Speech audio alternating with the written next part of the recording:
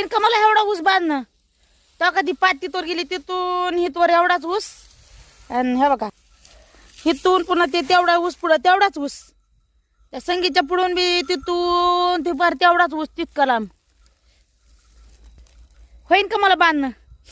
आधीच मालक म्हणते तुला काम होत नाही.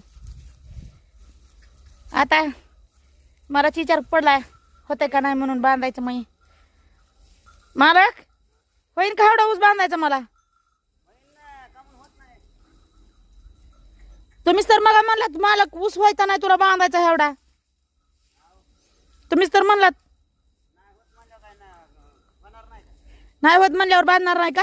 नाही बांधणार आहे ना. लेकराला 2-2 मोळ्या बांधायला लावा ना, म्हणजे मग होईन लवकर.